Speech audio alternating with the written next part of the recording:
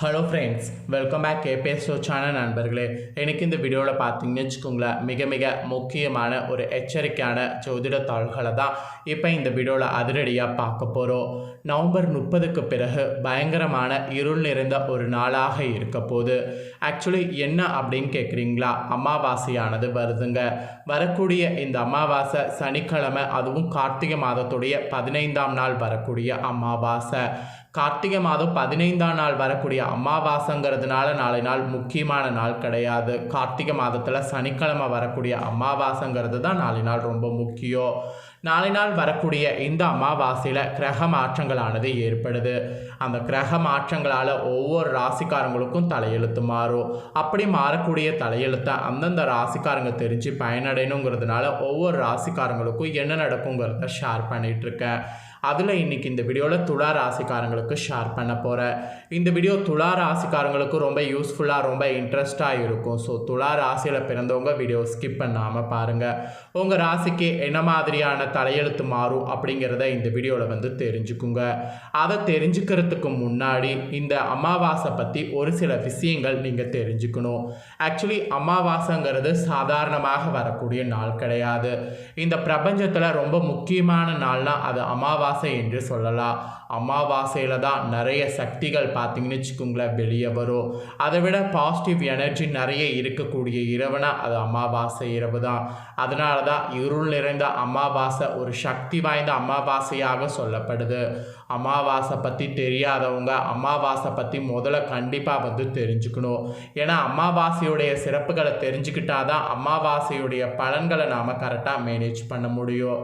அதனால் அமாவாசையுடைய சிறப்புகளை முதல்ல தெரிஞ்சுக்குங்க. இந்த அமாவாசை கிருஷ்ணரே கொண்டாட சொல்லியிருக்கிறாரு. அதனால் இந்த கார்த்திகை அமாவாசை திதி செய்ய உகந்த நேரத்தை துலா ராசிக்காரங்க முதல்ல இந்த வீடியோவில் நோட் பண்ணிக்கோங்க. அதுக்கப்புறம் உங்களுக்கு பெறக்கூடிய பலன்களை இந்த வீடியோவில் சொல்கிறேன், தெரிஞ்சுக்குவீங்க. மகாபாரதத்தில் கிருஷ்ணரே இந்த கார்த்திகை அமாவாசையை வழிபடணும், இது ஒரு மங்களகரமான நாள் என்று கூறியிருக்கிறாரு.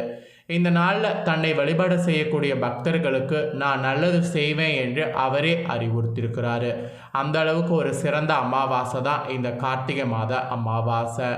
அமாவாசை அன்று பித்திருக்களுக்கு உரிய பூஜை முறைகளை செய்வது சிறப்பு. அது மட்டும் இல்லாமல் அமாவாசை தினத்தில் பார்த்திங்கன்னு வச்சுக்கோங்களேன், நாம் காகத்துக்கும் பார்த்திங்கன்னு வச்சுக்கோங்களேன் நாம் உணவு வைக்கணும். காகத்துக்கு மட்டும் இல்லாமல் பசுமாட்டுக்கு வாழைப்பழம், அகத்திக்கீரை இதெல்லாம் கொடுக்கணும். இதெல்லாம் ரொம்ப சிறப்பு. மேலும் இந்த நாளில் குலதெய்வ வழிபாடு மேற்கொள்வது உங்கள் ராசிக்கு நல்லது. இப்படியான விசேஷமான காரியங்களை இந்த அமாவாசை கார்த்திகை மாதத்தில் செய்யும்போது சிறப்பான பலன்கள் இன்னும் உங்களுக்கு கிடைக்கும். அதே போல் மகாபாரதத்தில் கிருஷ்ணர் கார்த்திகை அமாவாசையை மங்களகரமான நாள் என்று குறிப்பிட்டு அடித்து சொல்லியிருக்கிறாரு. இந்த நாளில் அவரை வழிபாடு செய்தால் 9 கிரகங்கள்லேருந்து வரக்கூடிய எதிர்மறையான தாக்கங்களை அகற்றுவேன் என்று அவரே உறுதி அளித்திருக்கிறாரு. மேலும் கார்த்திகை அமாவாசையை அனுசரிக்கிறதன் மூலிமா உங்கள் பாதகமான விளைவுகளை சமாளிக்க முடியும். தீபாவளி கொண்டாட்டங்கள் முடிந்து வரக்கூடிய கார்த்திகை அமாவாசையுடைய முக்கியத்துவத்தை அதனால தான் உங்களுக்கு இந்த வீடியோவில் சொல்கிறேன். இந்த ஆண்டு கார்த்திகை அமாவாசை நவம்பர் 30ஆம் தேதி சனிக்கிழமை அனுஷ்டிக்கப்படுது. மேலும் இந்த அமாவாசை திதியில் இந்த விஷயங்களை செய்யும் பொழுது உங்களுக்கு நோய் நொடிகள் அண்டாது, தீராத பிணிகள் தீரும். இது கார்த்திகை அமாவாசையில் நீங்கள் செய்ய வேண்டியது இதுதான் என்று அடித்து சொல்லப்பட்டிருக்கு. அதிகாலையில் துலா ராசிக்காரங்க எழுந்து குளித்து சுத்தமாக இருக்க வேண்டும். சைவ உணவை மட்டும் இந்த நாளில் சாப்பிட வேண்டும். இந்த நாளில் நீங்கள் முன்னோர்களை கண்டிப்பாக வழிபாடு செய்யணும். அதை விட முன்னோர்கள் உங்களோட வசிக்கிறதுனால கேளிக்கை நிகழ்வுகளை தவிர்க்கணும். முன்னோர்களை வழிபட்ட பின்னர் தான் மற்ற பூஜைகளே இந்த நாளில் செய்ய வேண்டும். கார்த்திகை அமாவாசையில் காலையிலையோ அல்லது மாலையிலையோ அன்னதானம் செய்வது நல்லது. பசுமாடுகளுக்கு கூட பழம் அல்லது உணவு அளிக்கிறது நல்லது. அத்தோடு உங்கள் முன்னோர்களுக்கு அமாவாசை என்று தர்ப்பணம் செய்கிறது தான் ரொம்ப ரொம்ப ரொம்ப நல்லது. அதை செய்திருங்க. இந்த மாதிரி நான் சொல்கிறதெல்லாம் செய்திங்கன்னா முன்னோர்கள் உங்களுக்கு நன்கு ஆசீர்வாதம் செய்வாங்க. அதன் மூலமாக உங்களுடைய பித்ரு சாபம், முன்னோர்கள் சாபம் ஆகியவெல்லாம் இருந்ததுன்னா விலகி வாழ்க்கையில் சுபிட்சம் உண்டாகும். மேலும் புத்திர பாக்கியம், ஞானம், கல்வி, சுக சம்பத்துக்கள் ஆகியவெல்லாம் உங்களுக்கு சிறப்பாக கிடைக்கும்.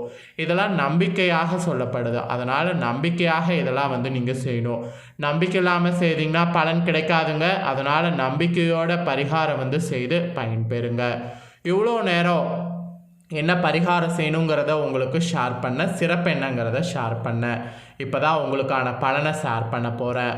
துலா ராசிக்காரங்க, உங்கள் ராசிக்கு இந்த அமாவாசைக்கு பிறகு என்ன மாதிரியான நாட்கள் இருக்கும் அப்படிங்கிறத உங்களுக்கு கிளியராக ஷேர் பண்ணுறேன். உங்கள் ராசி நட்சத்திரத்துக்கு என்ன மாதிரியான பலன்கள்லாம் கிடைக்கும் அப்படிங்கிறத தெளிவாக இந்த வீடியோவில் தெரிஞ்சுக்குங்க. இந்த பலனை தெரிஞ்சு இதற்கேற்ப நடந்துக்குங்க. துலா ராசிக்காரங்க சித்திரை 3-4 பாதம், ஸ்வாதி விஷாக 1-2-3 பாதம் இதில் பிறந்தவங்களுக்கு நான் சொல்லக்கூடிய கணிப்பு கரெக்டாக இருக்கும். அதனால் துலா ராசி இந்த நட்சத்திரத்தில் பிறந்தவங்க உங்களுக்கான பலனை தெளிவாக இந்த வீடியோவில் நோட் பண்ணிக்குங்க.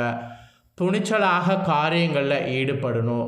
அதே நேரத்தில் நியாயமாக நேர்மையாக அதனை செய்து முடிக்கணும். இந்த மாதிரி தான் இந்த அமாவாசையிலேருந்து நீங்கள் செயல்படணும். அப்படி செயல்பட்டிங்கன்னா மட்டும்தான் இந்த டைம் வாழ்க்கையில் நல்ல திருப்பம் ஏற்படும். இல்லைனா எல்லாத்துலேயுமே உங்களுக்கு கெட்ட திருப்பம் வரும், பார்த்துக்குங்க. அப்புறம் பயணங்கள் மேற்கொள்ளலாம். பயணங்கள் மேற்கொள்கிறதுனால லாபம் கிடைக்கும், மனதில் மகிழ்ச்சி ஏற்படும். அதனால் தாராளமாக புதிய பயணங்கள் மேற்கொள்ளலாம். அப்படி மேற்கொள்ளும் போது மகிழ்ச்சி ஏற்படும்படியான காரியங்கள் கூட உங்களுக்கு நடக்கலாம்.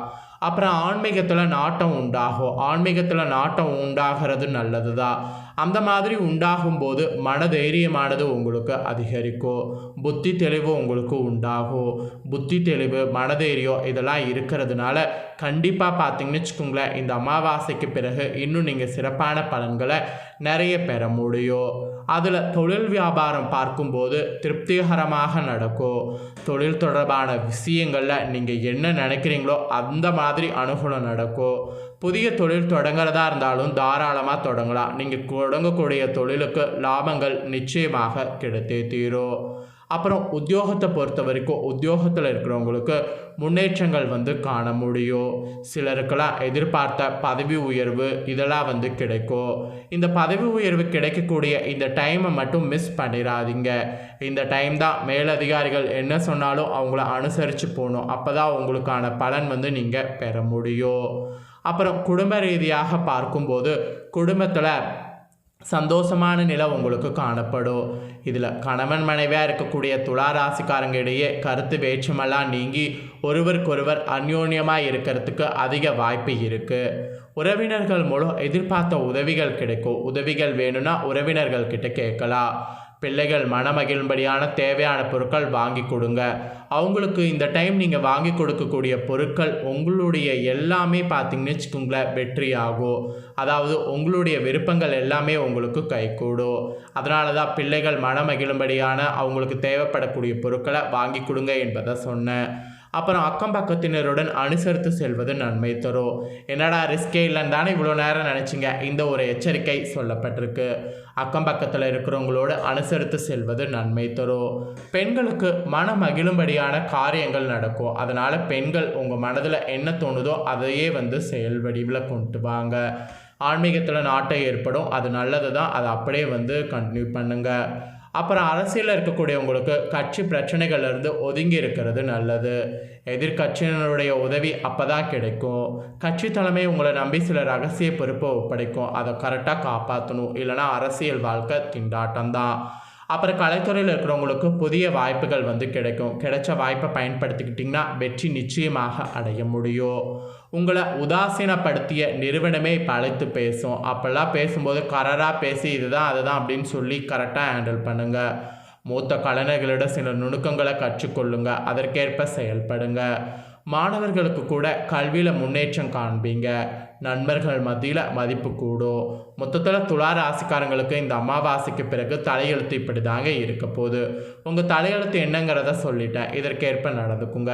பரிகாரம் என்ன சொல்லப்பட்டிருக்குன்னா, இந்த டைம் மகாலட்சுமியை வணங்கணும். இதை நீங்கள் ஒன்று பண்ணிங்கனாவே கடன் பிரச்சனை தீரும், மன நிம்மதி கிடைக்கும்.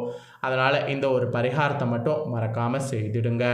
ஸோ துலா ராசிக்காரங்க, உங்களுக்கான பலனை நீங்கள் தெரிஞ்சு பயனடைஞ்சது போல் உங்கள் ஃப்ரெண்ட்ஸ் ஃபேமிலி இருக்கவங்களும் தெரிஞ்சு பலனடையணும்னு நினச்சிங்கன்னா வீடியோ லைக் பண்ணி ஷேர் பண்ணுங்கள். உங்கள் ஃப்ரெண்ட்ஸ் ஃபேமிலியில் இருக்கிறவங்களும் வீடியோ பார்க்கட்டும். அவங்களும் அவங்களோட ராசி துலா ராசியாக இருந்ததுன்னா இந்த தாள்களை தெரிஞ்சு இதற்கேற்ப நடந்து பலனடையட்டும். மேலும் இதே போல் புதிய அப்டேட்டான நிறைய வீடியோ நம்ம சேனலில் போடப்படும். அதே எல்லாத்தையுமே உடனுக்குடனே தெரிந்து கொள்ள மறக்காமல் நம்ம சேனலை சப்ஸ்கிரைப் பண்ணுங்கள், கூட பெல் பண்ண ப்ரெஸ் பண்ணுங்கள். அதை பண்ணிங்கன்னா நான் போகிற மற்ற அப்டேட்டான எல்லா வீடியோஸும் உடனுக்குடனே தெரிந்து கொள்ளலாம். ஸோ மறக்காமல் பண்ணுங்கள். இதே போல் சுவாரஸ்யமாக வேறொரு புதிய அப்டேட்டான தகவல்களோடு மீண்டும் இன்னொரு ஒரு புதிய வீடியோவில் வந்து உங்களை சந்திக்கிறேன். ஸோ சப்ஸ்கிரைப் பண்ணாமல் இருக்கிறவங்க சப்ஸ்கிரைப் பண்ணி பெல் பண்ண ப்ரெஸ் பண்ணுங்கள். தேங்க்யூ.